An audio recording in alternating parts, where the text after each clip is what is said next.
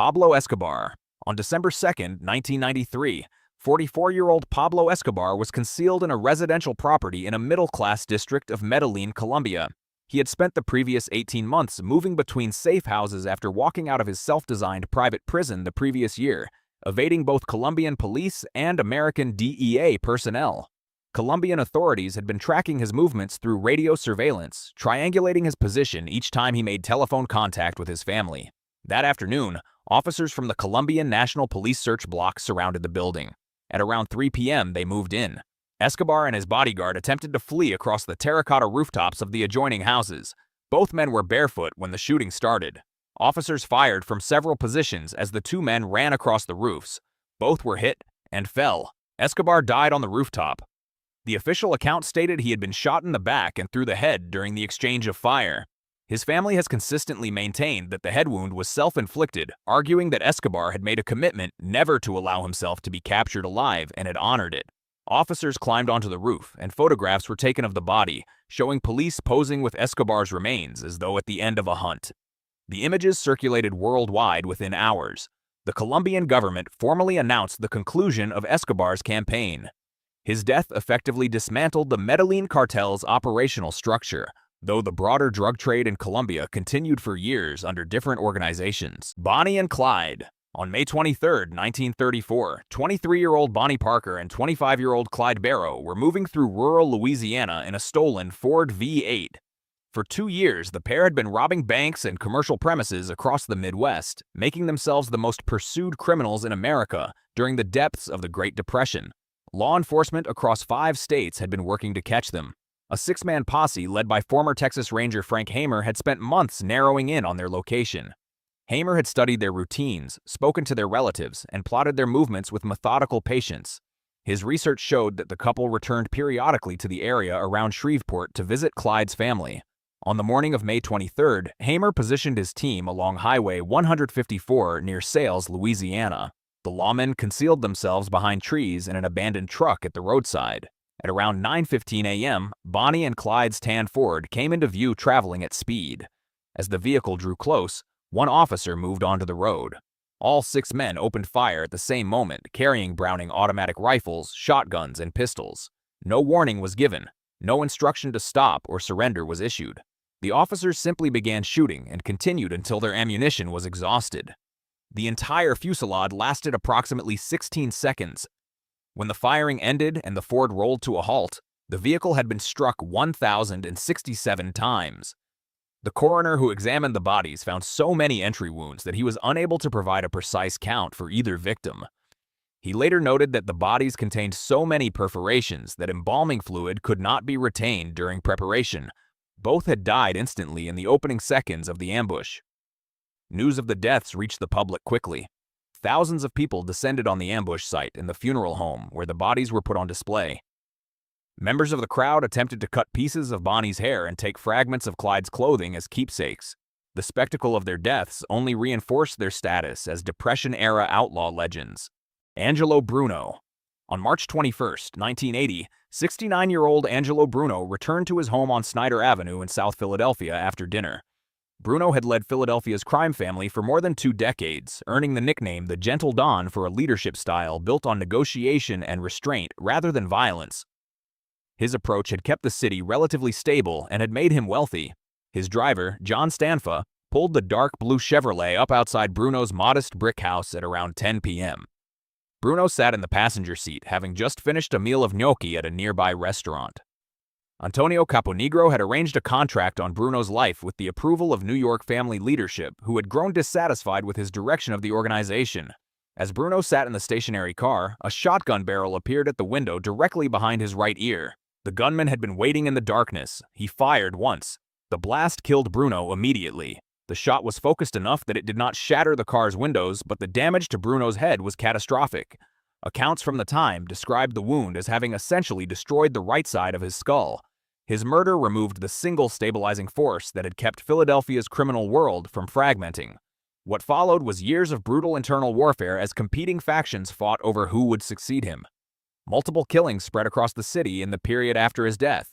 The photograph of Bruno slumped in the passenger seat with his mouth open became one of the most reproduced images in American organized crime documentation. Al Capone.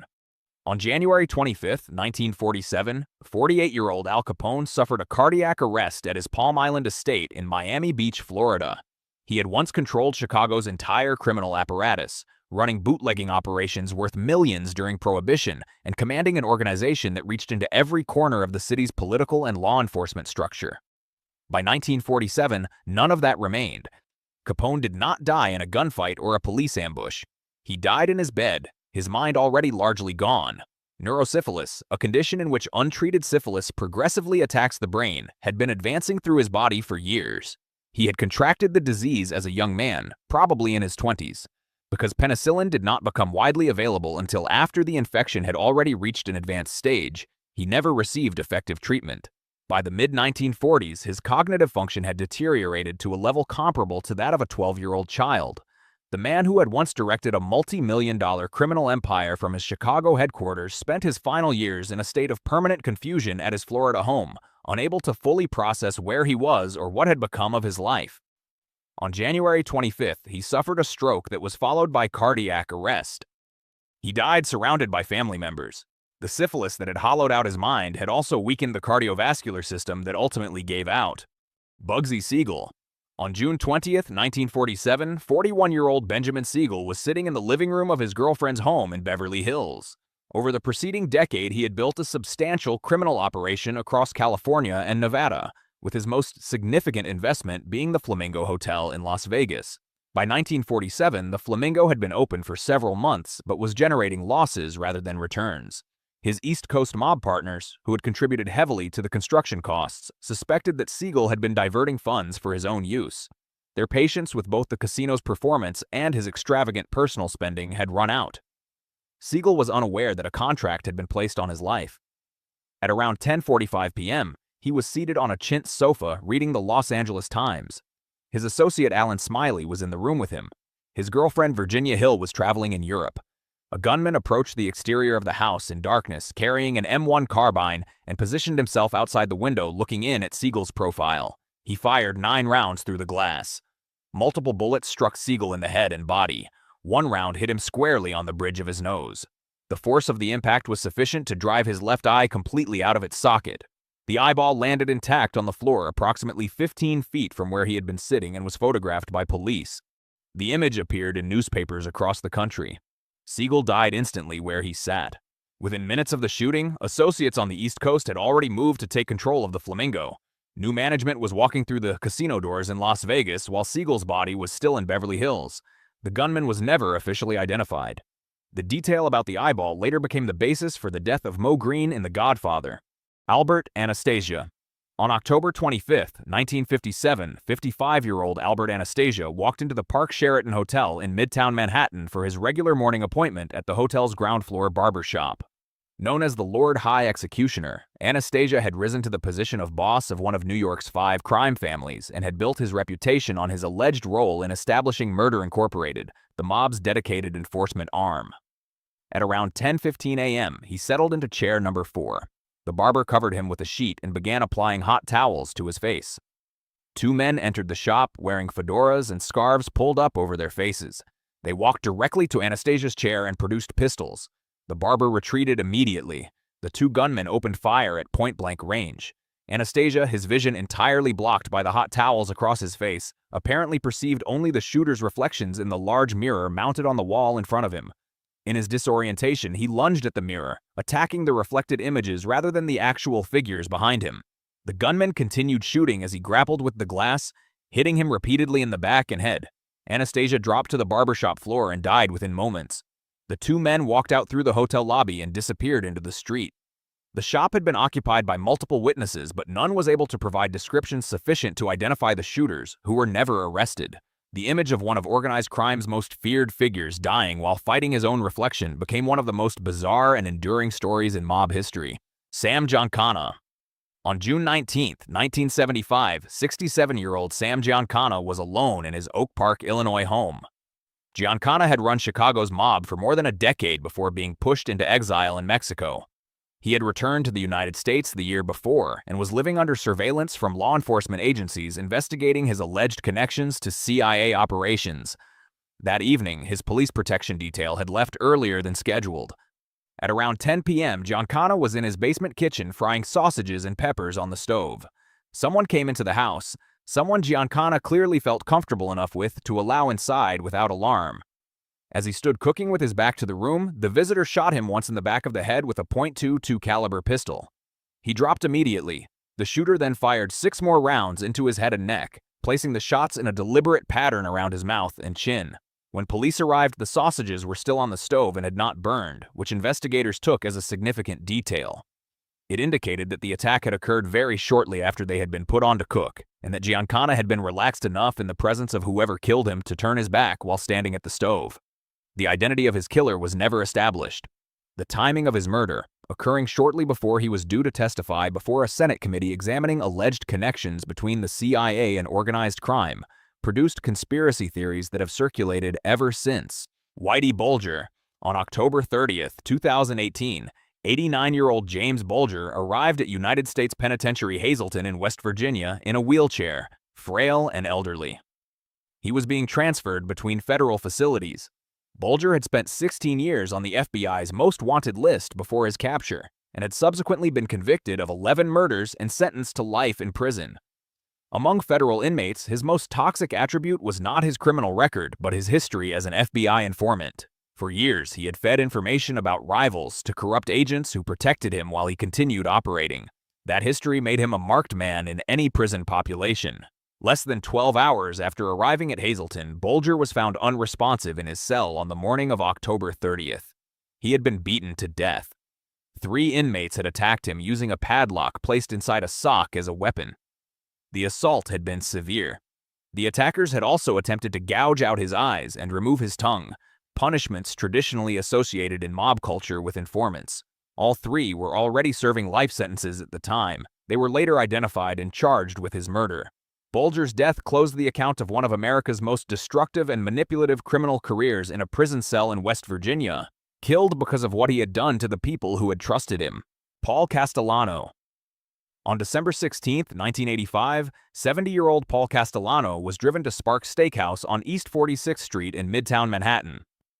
Boss of the Gambino crime family and the most powerful mob figure in New York at the time, he was arriving for a dinner meeting with associates. It was 5 p.m. on a Monday, and the surrounding streets were packed with people doing Christmas shopping. His driver pulled up to the curb outside the restaurant. Castellano and his driver stepped out of the car onto the pavement. Several men in trench coats and fur hats converged on them from different directions, drew handguns, and opened fire. Both Castellano and his driver were shot multiple times on the busy Manhattan street. Castellano died on the pavement outside the restaurant. His driver died beside him. Shoppers and pedestrians scattered in every direction as the shots echoed through the block. From a car parked on the opposite side of the street, John Gotti watched the killing take place. Gotti had planned and authorized the assassination to position himself to take over the Gambino family. He had chosen the location and the timing deliberately, in one of the most crowded public spaces in the city during the busiest shopping period of the year, as a statement of his willingness to operate without concern for visibility or consequences. The execution worked exactly as intended. Gotti took control of the Gambino family in the days that followed, ushering in a more openly aggressive and media-exposed era for New York organized crime. Tony Spilotro. On June 14, 1986, 48-year-old Tony Spilotro was informed by Chicago outfit leadership that he was being called to a meeting in Indiana where he would be given a promotion within the organization. Spilotro had managed Las Vegas operations for the mob for years, handling enforcement and collections. His violent methods had made him notorious, and his behavior had become a persistent problem, particularly his involvement with the wife of a senior associate and the increasing law enforcement scrutiny his actions were generating. The leadership had decided he needed to be removed. He and his brother Michael were told to attend the Indiana meeting expecting good news and drove there together. What awaited them in the basement of the meeting house was not a promotion. Multiple members of the organization were present, and both brothers were attacked immediately. They were beaten with fists and feet over a sustained period. There were no baseball bats involved, contrary to the version later depicted in the film Casino. Both Tony and Michael Spilotro died from the assault.